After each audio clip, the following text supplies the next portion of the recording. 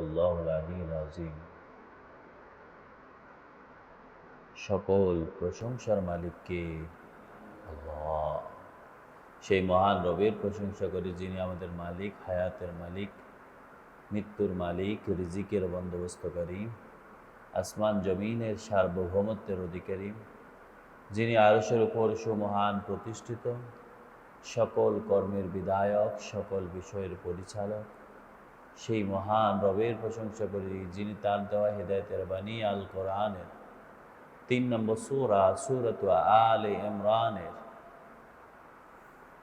৪২ নম্বর আয়াত থেকে আজকের এই দর্শে আমাদেরকে বসার তৌফিক দান করেছেন।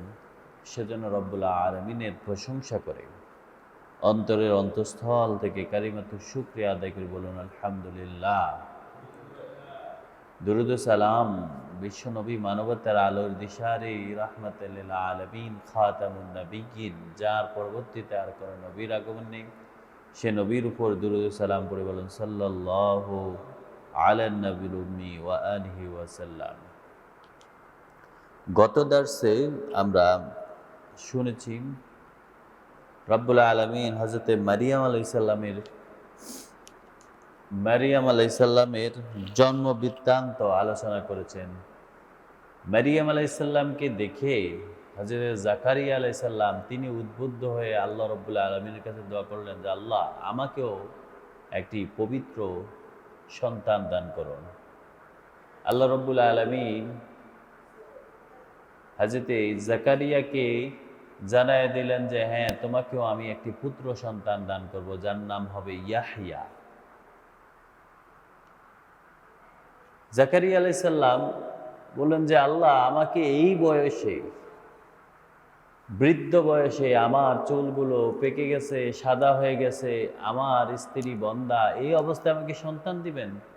তাহলে যেহেতু সন্তান দিবেন আমাকে একটা নিদর্শন দেন, যে দেখে আমি বুঝবো যে আমার সন্তান সত্যি আসতেছে। আল্লাহ বললেন হ্যাঁ, তোমার জন্য নিদর্শন হচ্ছে যে তুমি 3 দিন কথা বলতে পারবা না, শুধু ইঙ্গিতপূর্ণ কথা বলবে, কোনো ইঙ্গিত বাচক কোনো ইশারায় কথা বলতে হবে। অতঃপর তোমাকে আমি এমন একটি ছেলে সন্তান দিব, যেই ছেলে সন্তানটা হচ্ছে, আল্লাহ বলেন যেই ছেলেটা হচ্ছে মুসাদ্দিকান বিকালিমাতিন মিনাল্লাহ, আল্লাহর পক্ষ থেকে আসা বিগত যত কিতাব ছিল সকল কিতাবের সত্যায়নকারী। ওয়াসাইয়্যিদা, তিনি হবেন নেতা। ওয়া হাসুরা, তিনি হবেন এমন এক ছেলে সন্তান যিনি কখনো নারীর সংস্পর্শ গ্রহণ করবে না। ওয়া নাবিয়্যাম মিনাস সালিহিন, এবং আল্লাহর একজন নেককার সালেহ নবী তিনি হবেন।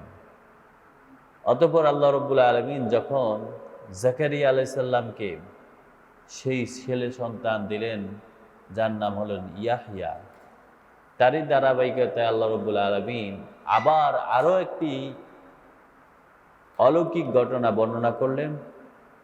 হযরতে মারিয়াম আলাইহিস সালামকে আল্লাহ রাব্বুল আলামিন আবার একটি সুসংবাদ দিলেন।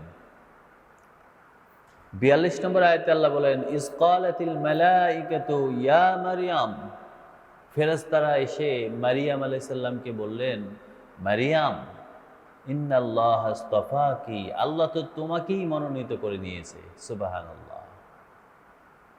মারিয়াম, তোমাকে আল্লাহ নির্বাচিত করেছেন।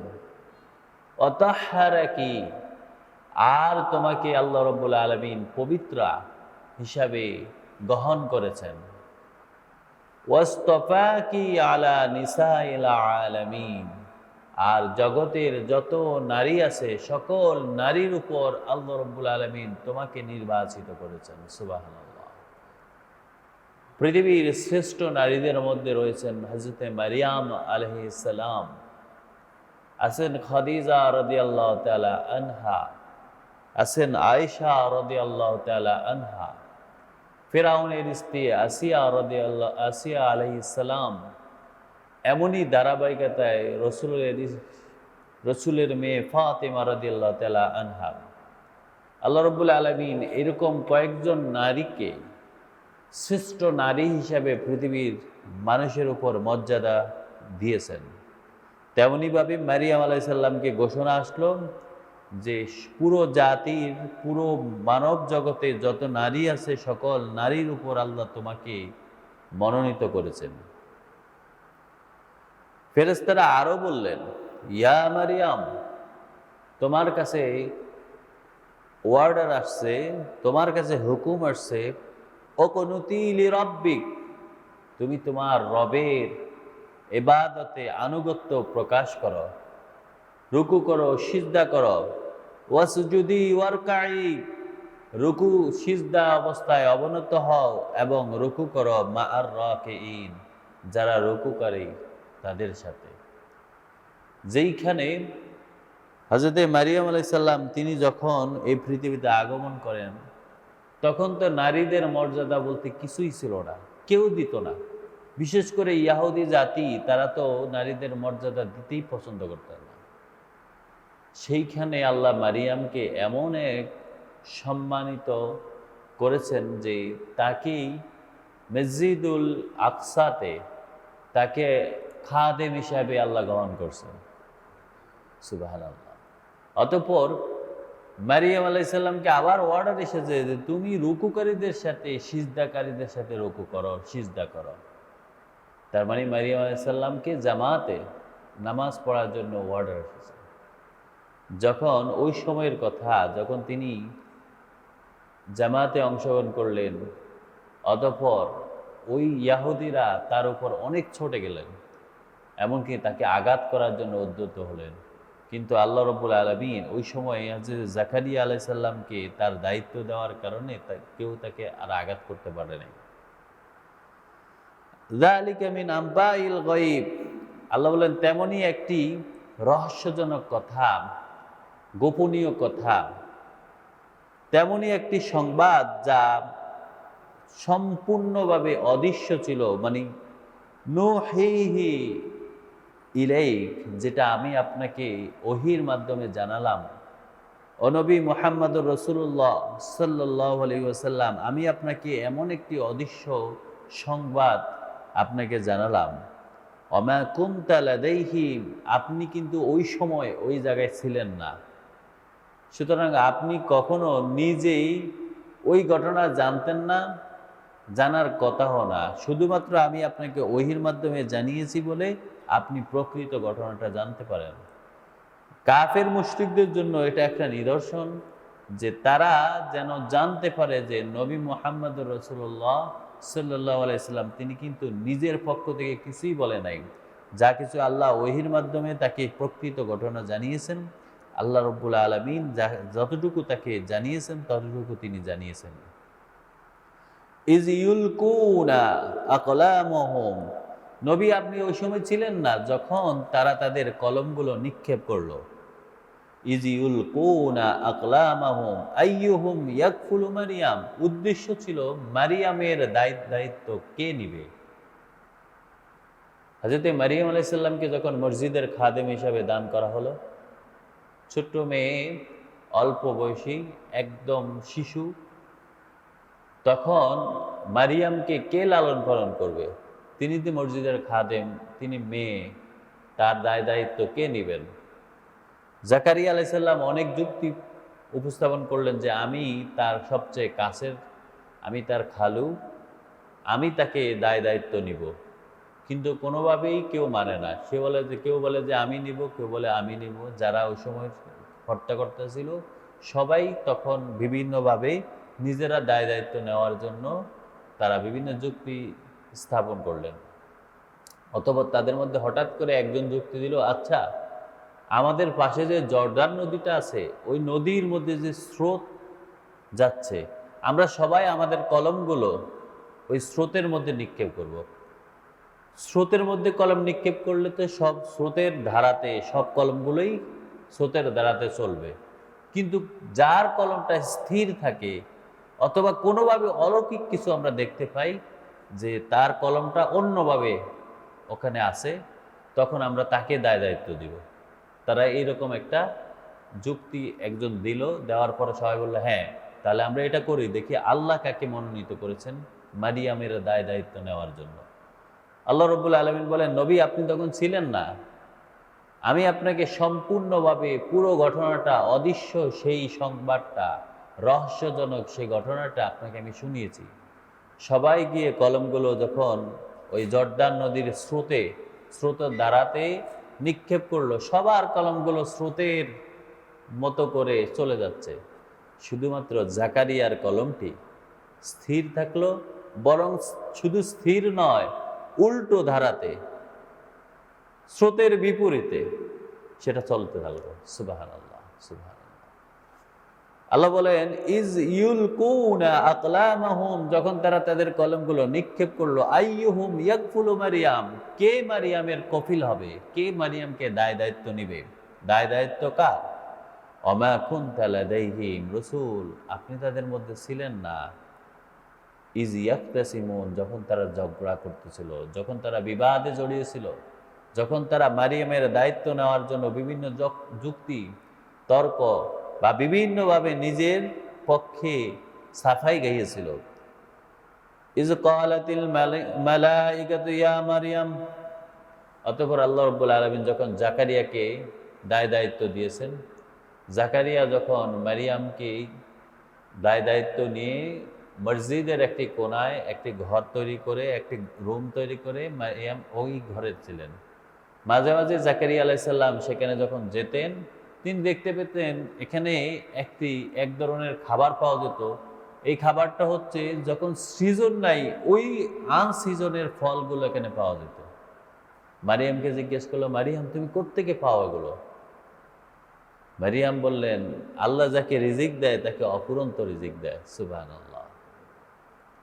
তেমনি ভাবে আরো একটি ঘটনা হচ্ছে, ইজ ক্বালাতিল মালাইকাতু, ফেরেশতারা মারিয়ামের কাছে আসলো, এসে বলল, ইয়া মারিয়াম, ও মারিয়াম, ইন্নাল্লাহা ইউবাশশিরুকি, আল্লাহ তো তোমাকে একটি সুসংবাদ দিলেন। সুবহানাল্লাহ। আল্লাহ তোমাকে একটি সুসংবাদ দিলেন, বিকালিমাতি মিনহু, আল্লাহর পক্ষ থেকে তোমার কাছে একটি ওয়ার্ডার আসলো, একটি শব্দ আসলো, একটি কালিমা আসলো, ইসমুহুল মাসীহ ঈসা ইবনে মারিয়াম, তোমাকে আল্লাহ একটি ছেলে সন্তান দিচ্ছে, যার নাম হবে ঈসা, ঈসা ইবনে মারিয়াম। সুবহানাল্লাহ। ওয়াজিহান ফিদ দুনিয়া ওয়াল আখিরা, যিনি দুনিয়া এবং আখিরাতের মধ্যে শ্রেষ্ঠ সম্মানিত স্থানে উপনীত হবেন। ওয়ামিনাল মুকাররাবিন, এবং আল্লাহর একজন নৈকট্যশীল, নৈকট্য লাভকারী আল্লাহর এক গোলাম তিনি হবেন। ওয়ায়ুকাল্লিমুন নাসা ফিল মাহাদে, তিনি মানুষের সাথে কথা বলেছেন একদম, মাহাদ মানে হচ্ছে যে একদম দোলনায় থাকে যেরকম, একদিনের বাচ্চা বা 5 দিনের বাচ্চা, 7 দিনের বাচ্চা, এইরকম অবস্থায় তিনি কথা বলেছেন। ওয়াকাহালান, খুবই দুর্বল অবস্থায়, যে সময় কখনো বাচ্চারা তার নিজের হাত পা নাড়াতেও অন্য মানুষ লাগে। ওয়ামিনাস সালিহিন, আর তিনি হচ্ছেন আল্লাহর নেককার বান্দাদের অন্তর্ভুক্ত। মারিয়াম আলাইহিস সালাম যখন আল্লাহর পক্ষ থেকে সেই ঘোষণা পেলেন যে আল্লাহ তো তোমাকে মনোনীত করে একটি সুসংবাদ দিলেন, তোমাকে আল্লাহ একটি ছেলে সন্তান দিচ্ছেন যার নাম হবে ঈসা ইবনে মারিয়াম, তখন মারিয়াম আলাইহিস সালাম বললেন, এটা কেমনে হয়? ক্বালাত, মারিয়াম বলল, রব্বি আন্না ইয়াকুনু লি ওয়ালাদুন, আমার কাছে কিভাবে একটা ছেলে সন্তান আসতে পারে? আমি কিভাবে ছেলে সন্তানের মা হতে যাচ্ছি? ওয়ালাম ইয়ামসাসনি বাশার, অথচ আমাকে কোনো পুরুষ কখনোই স্পর্শ করে নাই। সুবহানাল্লাহ, সুবহানাল্লাহ। ক্বালা কাযালিকা, ঘোষণা আসলো, আল্লাহ রাব্বুল আলামিন তাকে জানালেন, কাযালিকা আল্লাহ ইয়াখলুকু মা ইয়াশা, আরে এমনই তো, আল্লাহ যখন যেভাবে ইচ্ছা তেমনই ভাবে সৃষ্টি করতে পারেন। তোমাকে কোনো পুরুষ স্পর্শ করেনি, তাতে কি হয়েছে? আমি ইচ্ছা পোষণ করেছি, সেজন্য তুমি এখন মা হতে যাচ্ছ। ইজা কদা আমরান, যখনই আল্লাহ কোনো কিছু উদ্দেশ্য করে, কোনো কাজ করতে চায়, ফাইন্নামা ইয়াকুলু লাহু কুন ফায়াকুন, যখন তিনি বলেন হয়ে যাও, সাথে সাথে সেটি হয়ে যায়। সুবহানাল্লাহ। যখন মারিয়াম আলাইসাল্লাম ওই সন্তানের মা হচ্ছিলেন, ইতিপূর্বে মারিয়াম আলাইসাল্লামের গর্ভে সন্তান চলে আসলো। ধীরে ধীরে সন্তানটা বড় হতেছিল পেটের ভিতরে, গর্ভের মধ্যে। অতঃপর যখন প্রসবের সময় আসলো, মারিয়ামের কাছে ইলহাম আসলো, মারিয়াম আলাইসাল্লাম সেখান থেকে চলে গেলেন একটি নির্দিষ্ট একটি জায়গায়, যেখানে আল্লাহ রব্বুল আলামিন তার কাছে ইলহাম দিলেন। তিনি ওখানে যাওয়ার পরে একটি খেজুর গাছের নিচে অবস্থান করলেন। খেজুর গাছটি এভাবে হেলা অবস্থায় ছিল। আর তিনি যখন সন্তান প্রসব করলেন, অতঃপর তিনি ক্ষুধার জ্বালায়, ক্ষুধা মানে অনেক ক্ষুধার্ত ছিলেন। তিনি দেখলেন যে খেজুর গাছের ডালগুলো আস্তে আস্তে নিচের দিকে নেমে তার কাছে ফলগুলো চলে আসলেন। তিনি খেজুর গাছ ফল খেলেন, সুবহানাল্লাহ। ওখান থেকে তিনি দেখলেন খেজুর গাছের গোড়া থেকে পানি নির্গত হচ্ছে, তিনি সেখান থেকে পানীয় পান করলেন।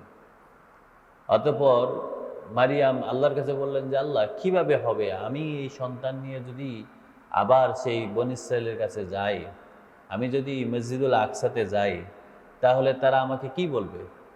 তারা আমাকে তো অনেকভাবেই হেস্তনেস্ত করবে। তখন আল্লাহ বললেন যে, তোমার কিছু করা লাগবে না। তোমাকে আমি যে সন্তান দিলাম, ইউকাল্লিমুন নাসা ফিল মাহাদ, তোমার ওই সন্তানটা তোমার হাতে থেকে, কোলে থেকেই কাহলান, দুর্বল অবস্থায় সে মানুষের সাথে কথা বলবে।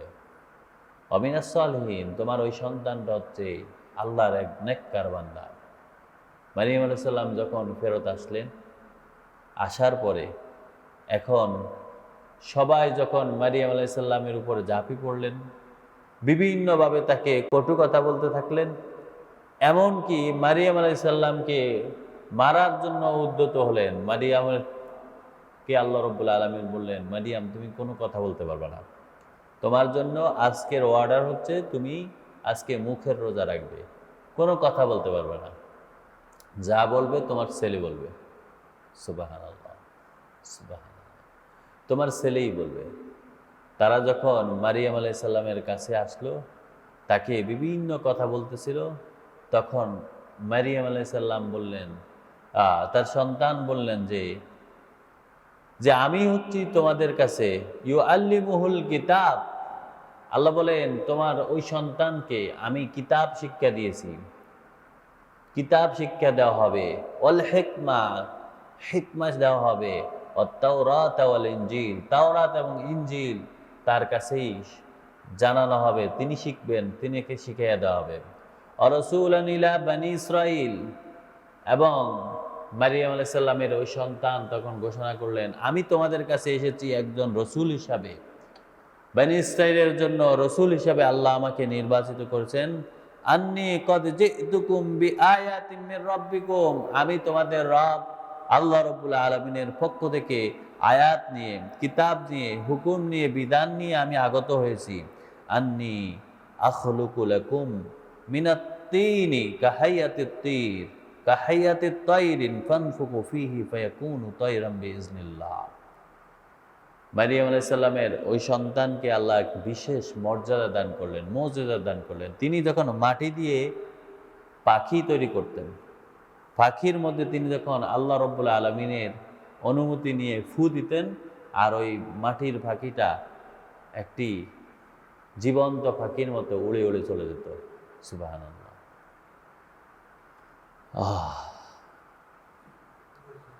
আউবরিউল আকমাহা ওয়াল আবরাসা ওয়া উহিল মাউতা বিইজনিল্লাহ, তিনি যখন অন্ধদেরকে কিংবা কুষ্ঠরোগীকে কিংবা কোনো মৃত ব্যক্তিকে তিনি আল্লাহর হুকুম নিয়ে কোনো অর্ডার করতেন, ফু দিতেন, সাথে সাথে তারা ভালো হয়ে যেত এবং কি মৃত ব্যক্তি কথা বলতো। সুবহানাল্লাহ। আউনাব্বিউকুম বিমা তাকুলুন, এবং আল্লাহ রাব্বুল আলামিন বলেন, এই ছাড়াও তোমরা তোমাদের ঘরে যা খাও, তিনি তা জানাই দিতেন যে আজকে তুমি কি খেয়েছো, আগামীকালকে, গতকালকে তুমি কি খেয়েছো, তিনি তাদেরকে জানাই দিতেন। এটা আল্লাহ রাব্বুল আলামিন মারিয়াম আলাইহিস সালামের ছেলে ঈসা ইবনে মারিয়ামকে এই মুজিজা দান করলেন। ওমা তুদাক্কিরুন, এবং যা কিছু তোমরা ঘরে রেখে দিয়েছো যে আগামীকালকে খাবো, মারিয়াম আলাইহিস সালামের ছেলে ঈসা ইবনে মারিয়াম তাদেরকে জানাই দিতেন, ফি বুয়ুতিকুম, তোমাদের ঘরে যা কিছু রাখতে সেটা তিনি জানিয়ে দিতেন। ইন্না ফি যালিকা লা আয়াত, আল্লাহ বলেন এটা আমার একটা নিদর্শন ছিল, এটা আমার পক্ষ থেকে একটা নির্দেশনা ছিল। ইন্না ফি যালিকা লা আয়াতুল লাকুম লা আয়াতাল লাকুম ইন কুনতুম মুমিনিন, যদি তোমরা বিশ্বাস করো, যদি তোমরা মুমিন হও, যদি তোমরা আস্থা পোষণ করো, এটা তাহলে খেয়াল করো, এটা আমার পক্ষ থেকে একটা নিদর্শন। মুসাদ্দিকাল মিনাত তাওরাতি ওয়ালিউহিল্লা লাকুম বা'দাল্লাযী হুররিমা আলাইকুম ওয়াজি'তুকুম বিআয়াতিম মির রাব্বিকুম। আল্লাহ রাব্বুল আলামিন বলেন, আর মুসাদ্দিকাল লিমা বাইনা ইয়াদাইয়া, যেই সামনে মারিয়াম আলাইহিস সালামের ছেলে ঈসা ইবনে মারিয়াম বললেন যে আমি আমার পূর্বে আগত যে তাওরাত কিতাব ছিল, আমি ওই তাওরাত কিতাবের সত্যায়নকারী। ওয়ালিউহিল্লা লাকুম বা'দাল্লাযী, এবং তোমাদের মধ্যে যে সব জিনিস হারাম করা হয়েছে, যেগুলো ইয়াহুদিরা ইতিপূর্বে নিজেরা রচনা করে, নিজেরা পরিবর্তন করে কিতাবের মধ্যে নিজেরা রদবদল করে হারাম করে দিয়েছে, আমি সেগুলোর প্রকৃত বিধান নিয়ে তোমাদের কাছে আগত হয়েছি। আমি হালালগুলোকে হালাল হিসাবে তোমাদের কাছে বর্ণনা করছি। ওয়াজি'তুকুম বিআয়াতিম মির রাব্বিকুম, এবং তোমাদের রবের পক্ষ থেকে আমাকে নিদর্শন দেওয়া হয়েছে, আমি ওই নিদর্শন নিয়ে আগত হয়েছি। ফাত্তাকুল্লাহ, সুতরাং তোমরা ভয় করো আল্লাহকে, ওয়া আতিউন, এবং আল্লাহ রাব্বুল আলামিনকে আনুগত্য করো। ইন্নাল্লাহ রাব্বি ওয়া আতিউন, এবং আমাকে আনুগত্য করো। ইন্নাল্লাহ রাব্বি ওয়া রাব্বুকুম, মনে রেখো আল্লাহ রাব্বুল আলামিন হচ্ছেন তিনি আমার এবং তোমাদের রব। ফা'বুদুহু, সুতরাং তোমরা শুধুই মহান রব্বুল আলামিনের ইবাদত করো। হাযা সিরাতুম মুস্তাকিম, এটাই হচ্ছে তোমাদের জন্য প্রকৃত সিরাত, প্রকৃত রাস্তা, প্রকৃত আল্লাহ রাব্বুল আলামিনের পক্ষ থেকে সরল সঠিক পথ। মারিয়াম আলাইহিস সালামের ওই সন্তান যখন মারিয়াম আলাইহিস সালামকে সত্যায়ন করলেন আর জানিয়ে দিলেন যে আমার মা পুত পবিত্র, তিনি আল্লাহর পক্ষ থেকে সুসংবাদ প্রাপ্তা সেই নারী, যাকে আল্লাহ রাব্বুল আলামিন কোনো পুরুষের স্পর্শ ছাড়া তাকে সন্তান দিলেন। মারিয়াম আলাইহিস সালামের সন্তান ঈসা ইবনে মারিয়াম সেদিন মারিয়াম আলাইহিস সালামকে সত্যায়ন করলেন, তার আনুগত্য পোষণ করলেন এবং তার পবিত্রতা ঘোষণা করলেন। আল্লাহ রাব্বুল আলামিন এইভাবে তার সৃষ্টির মধ্যে যেমন ইচ্ছা তেমনই রদ বদল করতে পারেন, তেমনই পরিবর্তন করতে পারেন, যেমন তেমনের ইচ্ছা তিনি তেমনভাবে কাজ করেন। এটাই হচ্ছে আল্লাহর ক্ষমতা। সুতরাং আমরা এখনকার সময় নিজেদের সন্তানকে আমরা ইচ্ছা পোষণ করি যে আমি সন্তান নেব না, আমি কোনোভাবে অধিক সন্তানের মালিক হব না, এভাবে আমরা নিজেরা কন্ট্রোল করি। এগুলো কিন্তু আমাদের ঈমানের সাথে সাংঘর্ষিক একটি ঘটনা। এগুলো আমাদের ঈমান হারা হয়ে যাওয়ারও একটি কারণ হতে পারে, এটা আমাদের মনে রাখতে হবে। আল্লাহ রাব্বুল আলামিনের প্রতি ভরসা রেখে, রিজিকের মালিক আল্লাহ, তার উপরে ভরসা রেখে আল্লাহ রাব্বুল আলামিনের কাছে দোয়া করতে হবে তিনি যেন কোনো বিষয় কঠিনতা আমাদের জন্য না করেন, যা কিছু সহজ সুন্দর সেটাই যেন আমাদের জন্য ব্যবস্থা করেন। আল্লাহ রাব্বুল আলামিন আমাদেরকে তৌফিক দান করেন, সিরাতুল মুস্তাকিম অধিষ্ঠিত হওয়ার তৌফিক দান করেন। আমিন। ওমা তৌফিক ইল্লা বিল্লাহ। সুবহানাকাল্লাহুম্মা ওয়া বিহামদিক, আশহাদু আল্লা ইলাহা ইল্লাল্লাহ, আস্তাগফিরুকা ওয়া আতুবু ইলাইক। আসসালামু আলাইকুম ওয়া রাহমাতুল্লাহি ওয়া বারাকাতুহু।